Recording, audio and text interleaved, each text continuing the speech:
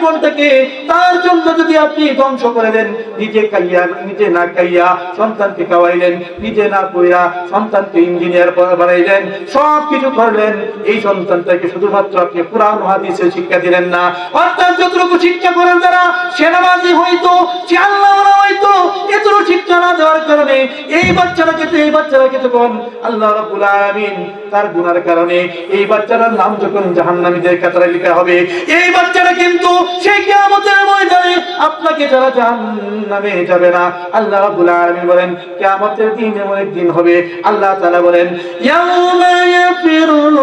মারউ মিন আখিহি ওয়া উম্মিহি ওয়া আবিহি ওয়া সাহিবাতিহি ওয়া বানি লিকুল্লি ইমরিইন মিনহুম ইয়াউমাইযিন শাআনুন ইউগনি। আল্লাহ রাব্বুল আলামিন বলেন কিয়ামতের দিন এমন এক মুসিবতের দিন হবে, যে সন্তানের জন্য আপনার জীবনকে বিলিয়ে দিয়েছেন, খাইয়া উঠান নাই, না কইলে আপনার যা করার দরকার ছিল করেন নাই, সন্তানটার জন্য সবকিছু বিলীন করে দিয়েছেন, এই সন্তানটাও কিন্তু সেই দিন আপনার কাছ থেকে পলায়ন করতে থাকবে। যেদিন সন্তান মাকে চিনবে না, মা সন্তানকে চিনবে না, পিতা ছেলেকে চিনবে না,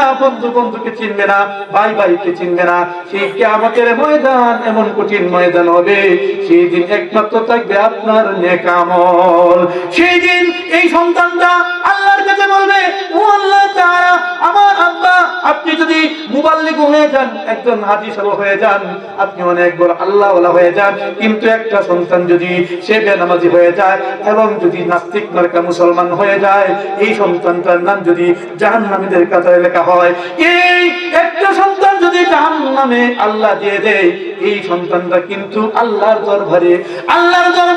কিয়ামতের ময়দানে আপনার বিরুদ্ধে নালিশ করবে আর বলবে ও আল্লাহ তাআলা, আমি আমার আব্বার কারণে আমার মার কারণে আজকে জাহান্নামী, আমি এদেরকে ছাড়া আমি জাহান্নামে যাব না।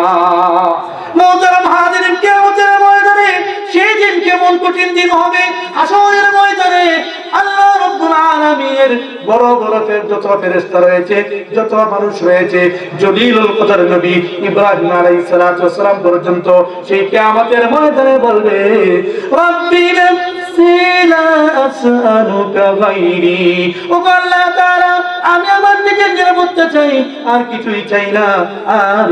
চাই না। সেই দিন যদি একজন এমন জলিলুল কদর নবী যদি বলেন আল্লাহ গো আমি নিজেকে বাঁচাইতে চাই, আল্লাহ আমার নিজের নিরাপত্তা চাই, তাহলে সেই দিন আপনার মতো আমার ব্যক্তিদের কি অবস্থাটাই হবে।